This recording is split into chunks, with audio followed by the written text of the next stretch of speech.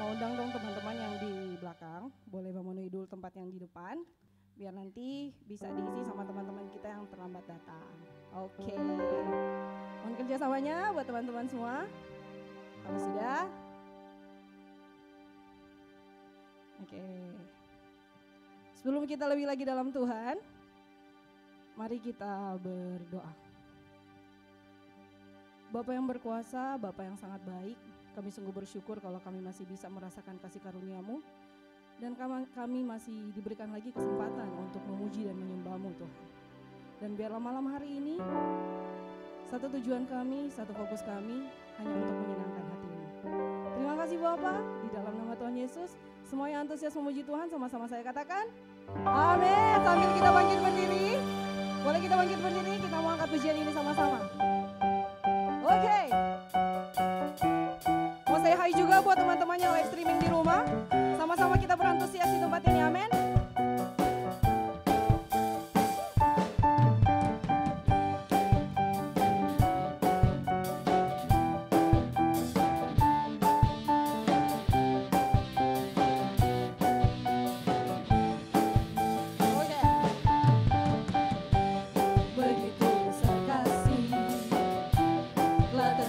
Bagi dunia, kasih-Mu yang mulia.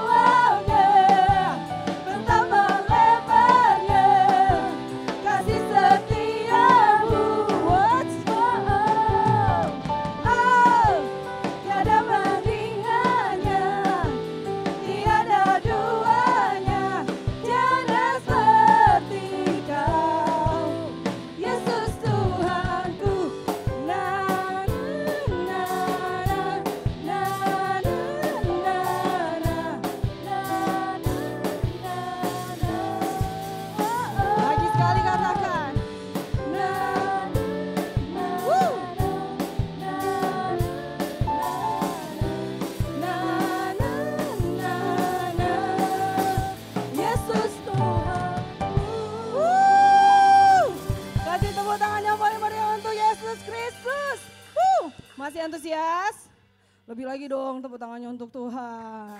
Anak muda tuh harus semangat. Hey!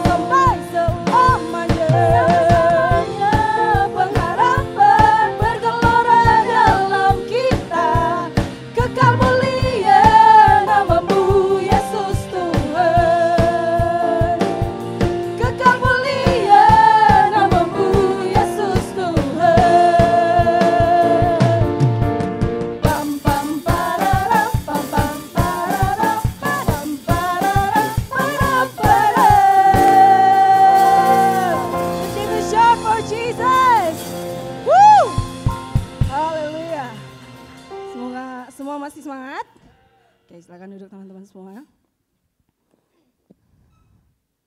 Mari tenangkan diri kita. Kita mau fokus untuk menyembah Tuhan. Terima kasih Bapak untuk segala sesuatu yang Kau perbuat dalam kehidupan kami. Tuntun kami Tuhan dalam tujuan kami, dan biarlah Engkau terus yang disenangkan. Ini setiap kami mau datang menyembah-Mu. Dalam setiap kelemahan kami, biar kuasa-Mu sempurna. Terima kasih Tuhan.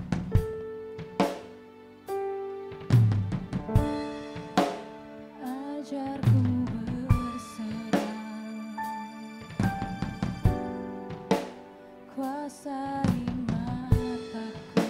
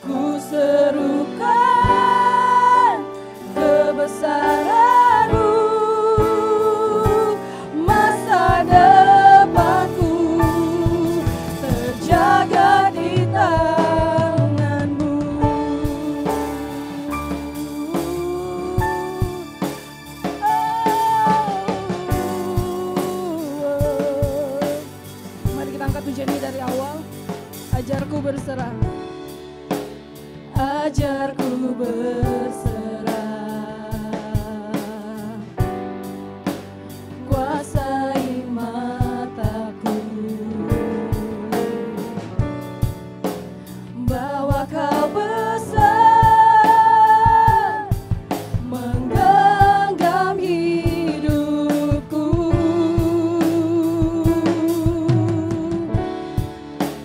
walau ku berjalan di lembah yang gelap, tenang jiwaku, sebab kau besertaku. Oh, selama ku hidup, apapun musimku, ku percaya kebesaran-Mu, kekuatanku di dalam-Mu. Ku serahkan hidupku, akui kuasa-Mu, ku serukan kebesaran-Mu, masa depanku terjaga di tangan-Mu.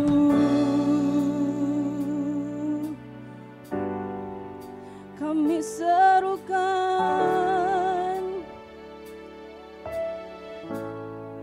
Engkau yang berkuasa, surga bumi kan menyembah Yesus, Raja segalanya. Engkau yang berdaulat, surga bumi kan menyembah Yesus, Raja selamanya.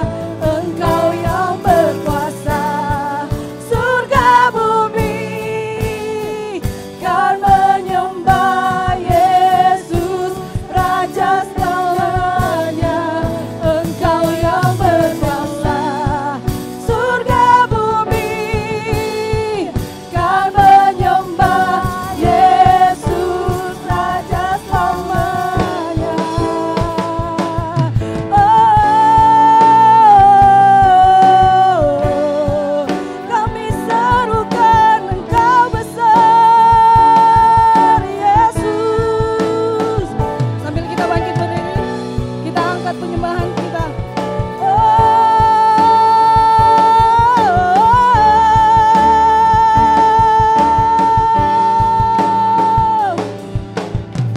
Selama ku hidup, saya dan teman-teman untuk bangkit berdiri.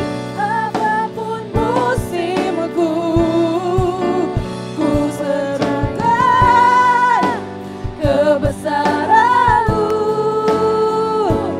kekuatanku di dalam-Mu. Ku serahkan hidupku, akui kuasa-Mu, ku percaya kebesaran-Mu, masa depanku terjaga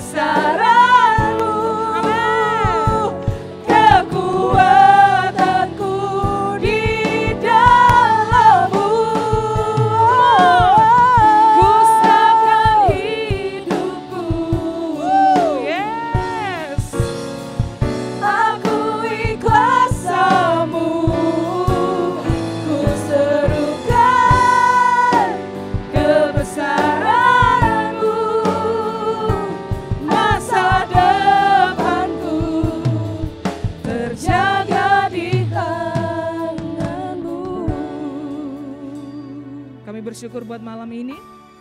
Dan biar pujian ini menjadi pengakuan kami semua yang hadir di tempat ini, bahkan kami yang ada di rumah. Kami terus mau Tuhan mengakui kuasa-Mu dalam setiap jalan-jalan hidup kami. In the name of Jesus, we trust and pray. Amen. Amin. Silakan duduk teman-teman semuanya.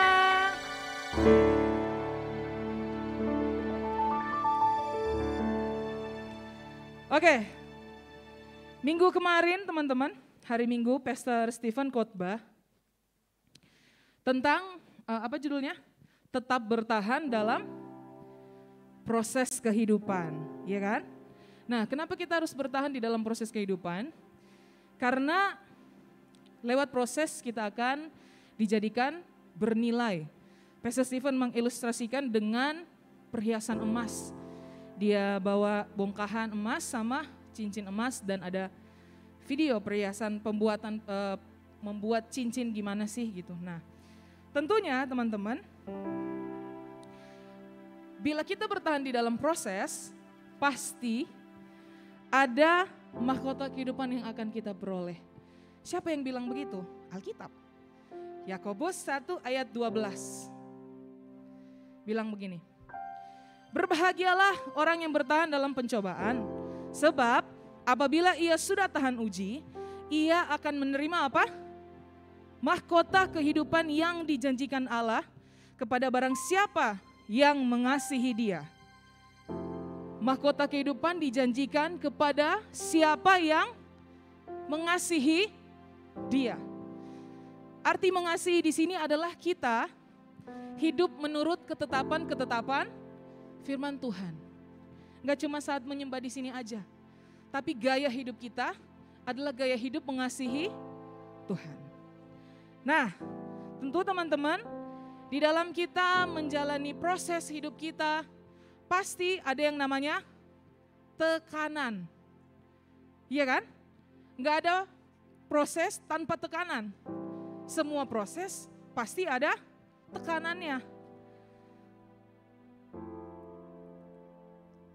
Ada banyak faktor yang bisa membuat tekanan itu muncul. Misalnya, sudah setiap hari melamar pekerjaan, tapi belum dapat-dapat.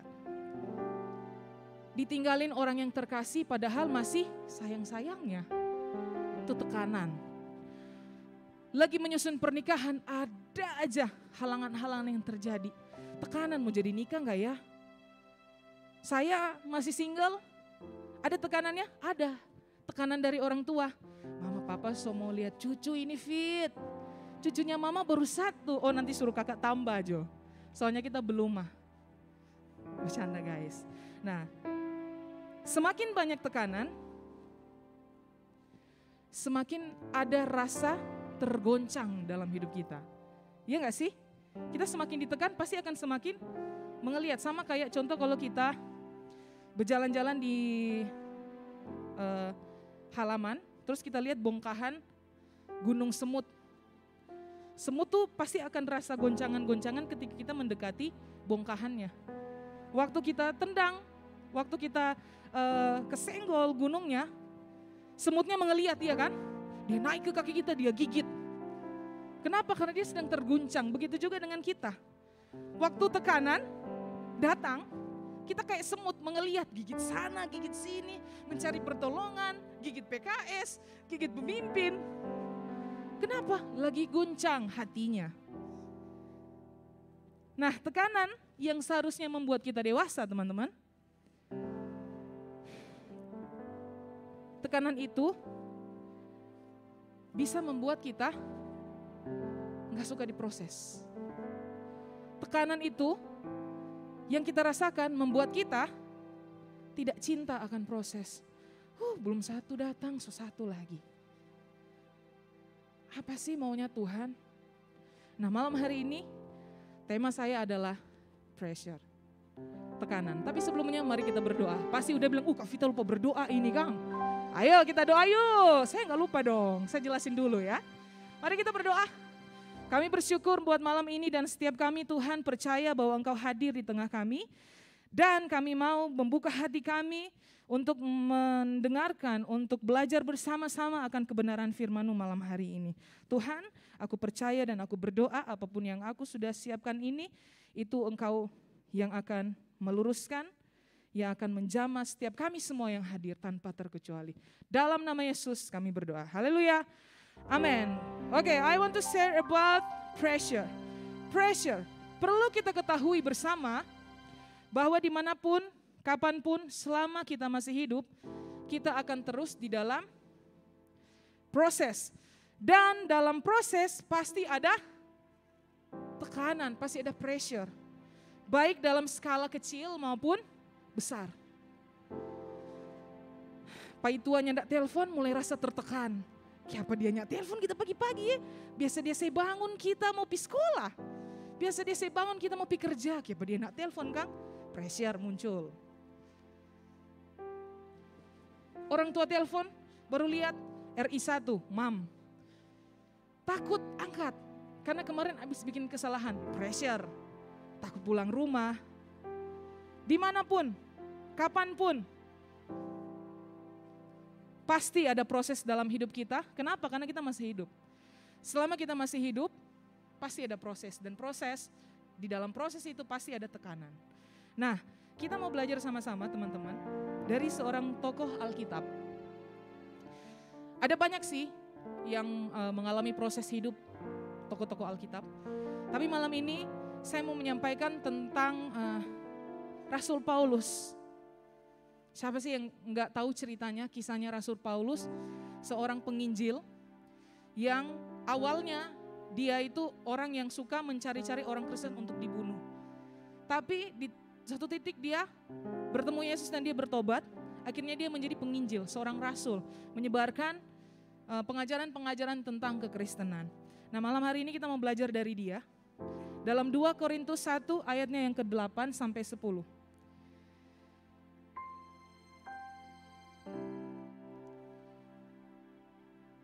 Oke, sudah ya? Semua simak ada di LED. Sebab kami mau, saudara-saudara, supaya kamu tahu akan penderitaan yang kami alami di Asia Kecil. For your information, Asia Kecil ini bukan benua Asia, tapi merupakan sebuah negara bagian Turki, disebut Anatolia. Nah ini ensiklopedia aja guys, saya juga searching di Google. Dia bilang begini, sebab kami mau saudara-saudara supaya kamu tahu akan penderitaan yang kami alami di Asia Kecil, beban yang ditanggungkan atas kami adalah begitu besar dan begitu berat, sehingga kami telah putus asa juga akan hidup kami. Ayat yang ke-9 bilang begini, bahkan kami merasa seolah-olah kami telah dijatuhi hukuman mati. Kalau di film-film Korea, kalian pernah lihat kan, hukuman mati mereka di mana? Ditembak, iya kan? Itu pasti pressure-nya, aduh sudah. Berharap pelurunya kosong. Pressure-nya itu luar biasa. Tetapi hal itu terjadi supaya kami jangan menaruh kepercayaan pada diri kami sendiri, tetapi hanya kepada Allah yang membangkitkan orang-orang mati. Ayat 10. Dari kematian yang begitu ngeri ia telah dan akan menyelamatkan kami. Kepadanya kami menaruh pengharapan kami bahwa ia akan menyelamatkan kami lagi. Nah teman-teman, dengan kata lain, Paulus ini sedang dibawa Tuhan kepada titik teratas tekanannya. Sampai dia merasa seperti putus asa dengan kehidupan pelayanannya dia. Padahal dia mengabarkan firman Tuhan, mengabarkan Injil. Tapi tekanannya luar biasa yang dia alami. Apa aja tekanan dari Paulus? Kalau teman-teman pengen tahu, ada di 2 Korintus 11 ayat 24. Mulai dari ayat 24 boleh?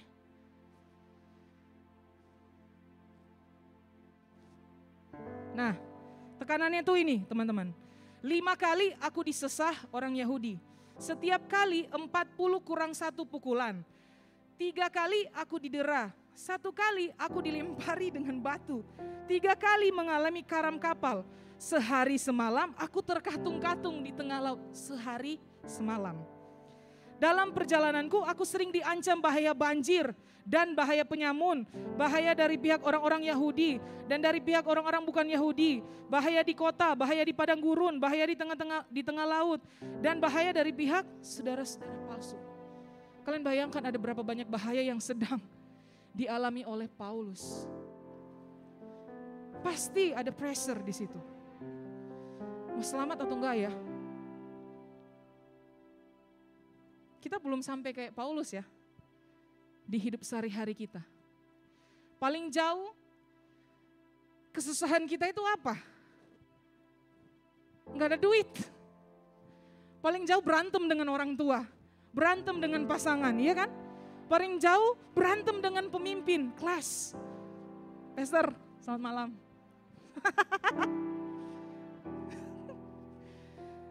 Dalam rasa tertekannya seorang Paulus, teman-teman, dia tidak keluar dari jalur perspektif imannya dia, yaitu pengharapannya adalah Tuhan yang akan menyelamatkannya.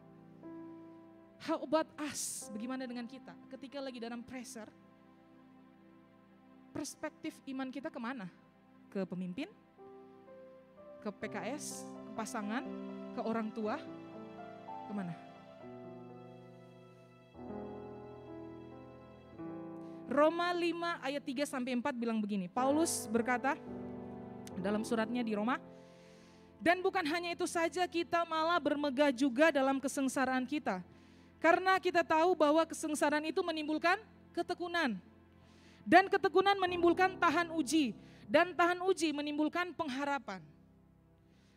Bagi Paulus dalam tekanannya dia mengerti, teman-teman, bahwa kesengsaraannya itu menimbulkan ketekunan. Dia tekun menjalani setiap ujian. Dia tekun menjalani setiap deraan, aniaya. Kenapa? Karena dia tahu itu akan menimbulkan pengharapan kepada Tuhan. Amin? Tepuk tangan dulu buat Tuhan Yesus. Kayaknya pada pressure ya. Tadi sebelum saya berdiri di sini, saya di pressure juga. Sampai di kamar mandi saya begini, Tuhan, tolong kita Tuhan. Tolong. Dingin tangannya, tapi pas nimba di sini udah jadi hangat. Tapi ini dingin lagi sih. Nah, teman-teman, dari perjalanan Paulus, saya merenungkan hal ini. Bahwa tekanan dalam sebuah proses fungsinya adalah untuk menguji kita. Jangan lupa, Pastor Stephen kemarin bilang tetap bertahan dalam proses kehidupan. Karena ada mahkota buat teman-teman, buat kita semua. Jangan mudah kecewa, selalu bersyukur. Pastor Stephen encourage kita. Nah, malam hari ini, waktu saya mempersiapkan ini, saya pun merenungkan sampai hari ini, tidak berhenti-berhenti proses dalam kehidupan saya. Tapi Pastor Stephen lihat saya semakin naik badannya. Karena itu cara saya, Pastor, buat berkamuflase. Bercanda ya? Nah, tekanan adalah sebuah proses, fungsinya adalah untuk menguji kita. Hal apa sajakah yang diuji? Saya nggak lama-lama teman-teman, singkat aja. Yang pertama, namanya tes perspektif atau tes cara pandang. Tes perspektif adalah tes cara pandang, apakah kita memandang sebuah tekanan sebagai sesuatu yang membangun kita atau tidak. Jadi di dalam setiap tekanan, kita lagi diuji nih cara pandang kita. Kalian mau contoh? Saya ada contoh. Nah, contohnya tuh gini, saya sering sekali mengalami proses pembentukan melalui Pastor Stephen. Kenapa? Karena saya dan Pastor Stephen, kalau di dalam struktur itu sejalur. Satu garis. Jadi beliau membina saya di dalam pelayanan. Nah, Pastor Stephen dan Vita punya karakter yang berbeda. Ya kan? Pastor orangnya dominan, perfeksionis. Dia suka segala sesuatu tuh detail. Karena dia mau yang terbaik di dalam pelayanan. Saya paham. Nah, Nanti habis ini ayam bakar, Pastor. Buat saya, beliau itu terlalu ras dalam menginginkan sesuatu yang terbaik. Sampai suatu malam teman-teman, saya bilang gak boleh gini nih, saya harus pick up nih. Saya WhatsApp lah beliau, malam Pastor, sorry nih Pastor malam-malam bawa WhatsApp. Oh udah pagi ya, malam saya jam 9 pagi Pastor. Oh jam 2 pagi ya, oh iya. Tapi tetap malam kita anggap. WhatsApp malam kan, malam Pastor. Ya belum dibalas, balasnya nanti besok pagi. Saya kasih tahu, saya bilang Pastor, kayaknya ada kalimat yang membuat hati saya bergejolak. Dan saya kasih tahu semuanya, Pastor boleh enggak Kak, sabar dikit. Jangan terlalu rush, bisa enggak Kak? Pastor saya begitu kayaknya seperti ada hal yang plong. Nah, apa sih yang saya mau sampaikan ini? Yang saya mau sampaikan ini teman-teman, kalau dalam perspektif saya, Pastor Stephen itu menekan, Pastor Stephen, kalau di dalam pikiran saya, bahwa Pastor Stephen itu menekan saya dalam pelayanan-pelayanannya, dalam cara-caranya, otomatis saya pasti kecewa dengan Pastor Stephen. Tapi saya punya perspektif yang berbeda. Saya berpikir, yang saya catat di sini bahwa tujuan dari pelayanan di tempat ini bukan membangun pelayanan yang besar, tetapi build people. Saya sedang di-build melalui Pastor Stephen. Tuhan sedang membangun saya melalui Pastor Stephen. Jadi saya tetap bertahan seperti Paulus di dalam tekanan-tekanan yang saya alami. Teman-teman tahu nggak berapa kali saya pengen keluar dari gereja ini? Kenapa? Karena waktu itu perspektif saya belum diubahkan. Saya berpikir untuk, udahlah ini di sini kan udah banyak orang-orang luar biasa. Saya pulanglah ke Palu melayani di gereja di mana tempat saya pelayanan pertama kali. Seperti itu. Tapi waktu itu sempat sudah mau WhatsApp Pastor Stephen. Kalau salah pencet mungkin sudah dibaca. Tapi sepersekian detik Roh Kudus berbicara. Yang Ngana bikin ini karena Ngana emosi atau memang karena benar-benar Tuhan mau Ngana lakukan itu? Langsung hapus. Dan sampai hari ini saya masih ada di sini. Banyak hal yang terjadi di dalam gereja ini teman-teman. Yang membuat saya pengen keluar, yang membuat saya nggak mampu untuk menghadapi hal-hal ini di sini. Tapi saya tahu saya sedang di-build up oleh Tuhan melalui orang-orang sekitar. Karena tekanan merubahkan cara pandang saya. Karena tekanan saya bertemu dengan hal-hal yang luar biasa yang Tuhan lakukan dalam hidup saya. Jadi malam hari ini saya mau encourage teman-teman jangan takut tertekan. Karena kita lagi dites, lulus dengan tesnya. Kalau masih remedial, bangkit lagi. Tes lagi. Tes perspektif. Yang kedua, ada anak-anak kuliah, saya mau kasih contoh anak-anak kuliah nih. Yang tes perspektif. Misalnya ya, di kampus, kita mencap seorang dosen adalah dosen killer. Pasti kalau ketemu dia, sudah kita petugas di robe ini. Sudah kita petugas, sudah ini mesti doi lagi. Itu sudah terpola dalam pikiran kita, iya kan? Sudah menjadi perspektif kita. Akhirnya kita gak jadi bawa tugas, akhirnya kuliah, jam perkuliahan bertambah, harusnya bisa jadi cum laude, malah tertambah tahun. Kenapa? Karena ada perspektif yang mengganggu pikiran kita. Waktu kita dalam tekanan teman-teman, pasti ada suara-suara yang muncul. Suara orang yang menasehati kita, suara-suara ketakutan dalam diri kita, suara-suara asumsi kita, suara-suara logik kita keluar. Tapi waktu teman-teman tahu bahwa kita lagi dites nih, firman Tuhan bilang pikirkanlah semua yang di atas. Nah jadi mari malam hari ini, yuk bareng-bareng masuk ke dalam ujian cara pandang. Karena kalian gak sendiri, saya juga lagi dites. Yang kedua adalah tes prioritas. Tes prioritas bertujuan menguji apakah dalam proses adakah prioritas-prioritas kita yang bergeser. Dalam hidup kita, prioritas yang utama yang tidak bisa kita ubah adalah mengutamakan Tuhan di dalam segala sesuatu. Itu prioritas kita. Nah, waktu kita dalam tekanan, terkadang prioritas kita berubah. Fokusnya kemana? Masalahnya. Prioritas ke Tuhannya, kita lupa. Kenapa? Karena terlalu terguncang dengan tekanan. Nah itu tuh, kita sedang dites tuh prioritas kita. Di dalam masalah kita mau balik kepada Tuhan, atau cuma mau menangis-nangis aja selama berbulan-bulan. Atau cuma merenungkan, duh susah ini kita bangkit.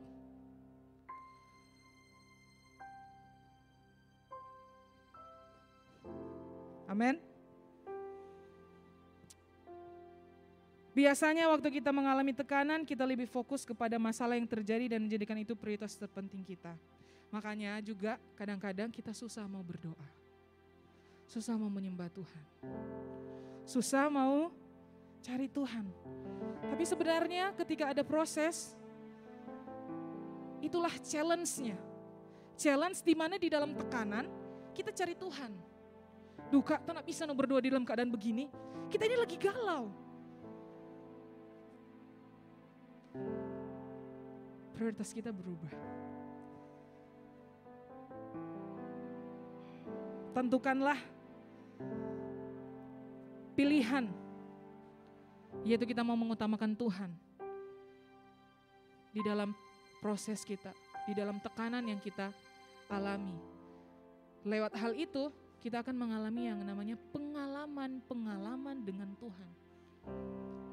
Experience. Jangan cuma dengar dari orang bahwa Tuhan itu baik dan masalahnya dipulihkan. Tapi tekanan kalian gak dipulihkan. Jangan cuma dengar aja. Kalian harus mengalami experience dengan Tuhan.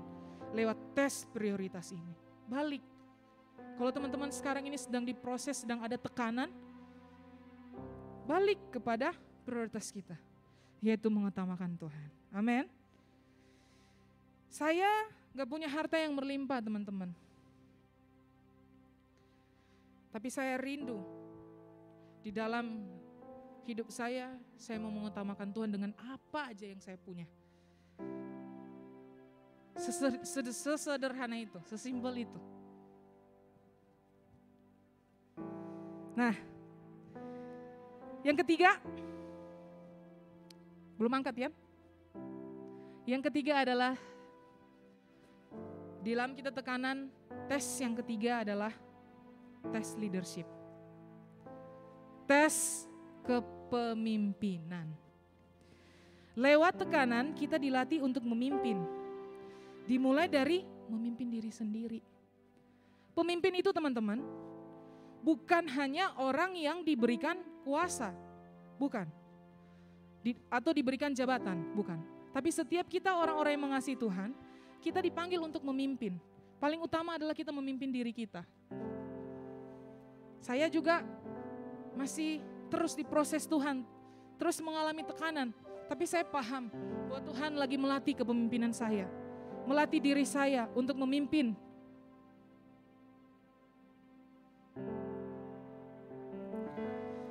Pemimpin itu, dia bertanggung jawab. Kita memimpin diri kita, mengambil tanggung jawab untuk hidup kita, untuk membangun hidup kita. Diri kita mau dibawa ke arah mana, itu tergantung bagaimana kita memimpin diri kita. Mau dibawa ke arah yang positif atau negatif, tergantung kita mau bawa kemana diri kita.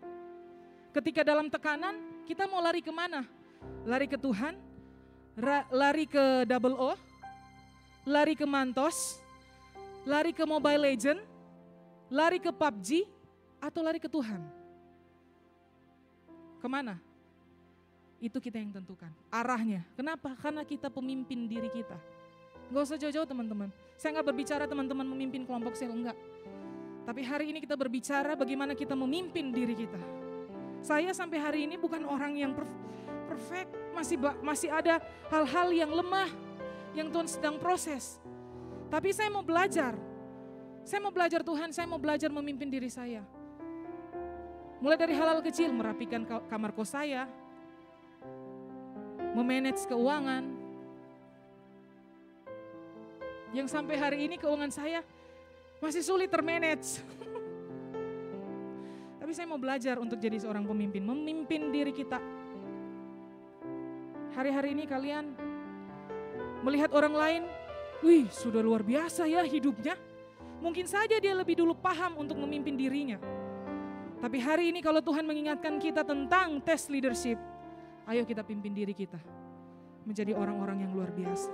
Bangun hidup kita dengan cara kita melit, mengarahkan diri kita kemana? Ke Tuhan, ke kebenaran, prinsip-prinsip kebenaran. Amin.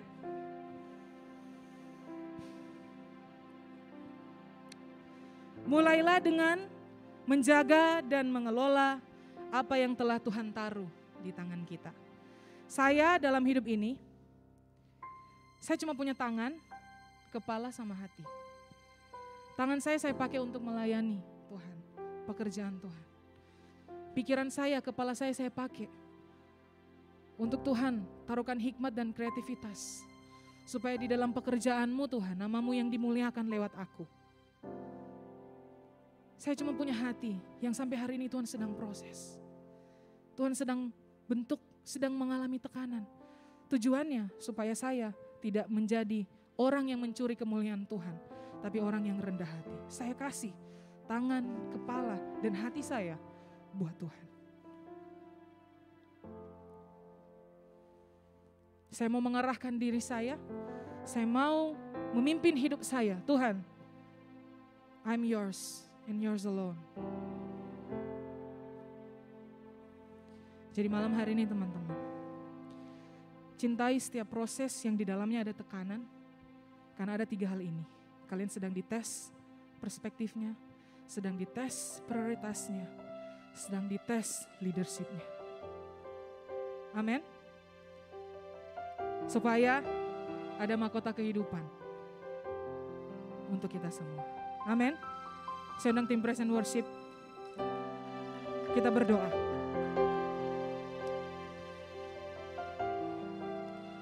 Malam ini Tuhan, aku berdoa untuk semua sahabat-sahabatku di tempat ini. Kalau hari-hari ini mereka sedang mengalami tekanan, baik dalam skala kecil maupun yang besar, biar mereka memahami kebenaran ini Tuhan. Supaya mereka terus berada di dalam jalurnya Tuhan. Supaya kami semua enggak lari dari proses kami, enggak lari dari tekanan kami, tapi kami cinta akan proses kami. Karena kami mengerti Tuhan, ada tes perspektif, ada tes prioritas dan tes leadership. Beri kami kekuatan supaya kami lulus, beri kami kekuatan supaya kami mampu menghadapinya Tuhan. Karena tanpa Engkau Tuhan, kami lemah. Aku melepaskan damai sejahtera, sukacita, kekuatan baru bagi teman-teman GNG di tempat ini Tuhan. Di dalam nama Tuhan Yesus. Di dalam nama Tuhan Yesus. Amin.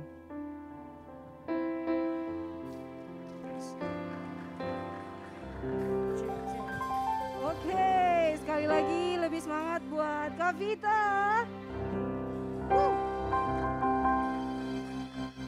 Sharing yang luar biasa malam hari ini. Dan siapa sih yang enggak lagi ngalamin pressure? Tuh ya, semua mengalami pressure. Dan malam hari ini saya akan membawakan pengumuman. Tapi sebelum itu mau say hi dulu buat teman-teman yang baru pertama kali hadir. Dan buat teman-teman juga yang lagi ikut live streaming kita, selamat datang. Pengumuman yang pertama, kita ada doa Jumat via Zoom setiap jam 7. Oke, yang kedua, ibadah minggu kita onsite jam 9 dan jam 11. Tapi ibadah minggu ini wajib isi link ya, melalui link yang akan nanti dibagikan sama FCL-nya masing-masing. Dan juga ibadah kita ada online-nya setiap jam 9 di YouTube Gilgal Manado. Oh, ada slide-nya. Oke, yang keempat, ibadah JNG untuk Profesi dan Yuni masih ada lagi minggu depan.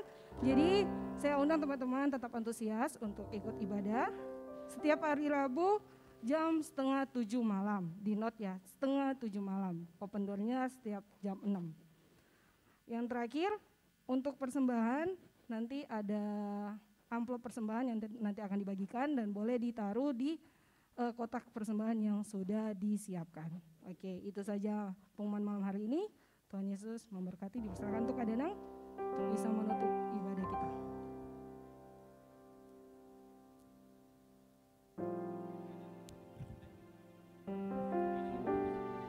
Oke, saya undang semuanya bangkit berdiri dan kita akan akhiri ibadah kita. Dan semua saya juga mengajak teman-teman yang ada di rumah yang beribadah bersama untuk kita sama-sama bangkit berdiri dan kita akan terima berkat dari Tuhan. Diberkatilah engkau anak muda, diberkatilah pekerjaanmu, diberkatilah kuliahmu, bahkan diberkati apapun apa saja yang kau perbuat. Ketika engkau melibatkan Tuhan, kami percaya bahwa Tuhan akan menolong engkau. Bahkan kami juga berdoa buat hamba-Mu, Kak Vita yang sudah menyampaikan kebenaran firman-Mu hari ini. Kami percaya apa yang sudah ditabur tidak akan kembali sia-sia Tuhan. Dan kami percaya apa yang disampaikan itu akan berikan kami kekuatan. Ketika kami lagi ngalamin tekanan, pressure, kami percaya bahwa Tuhan lagi mengajarkan kami sesuatu. Untuk kami berubah cara pandang kami. Untuk kami bisa mengerti bagaimana kami memimpin. Bahkan kami bisa ngerti apa prioritas dalam kehidupan kami Tuhan. Ketika kami lagi ngalami tekanan. Kami bersyukur Tuhan untuk malam hari ini. Dan ibadah kami sudah selesai. Terimalah berkat dari Allah Bapa di surga. Dan cinta kasih dari Yesus kita yang akan menolong kita, menyertai kita dari hari ini sampai Tuhan jemput kita kembali. Semoga percaya.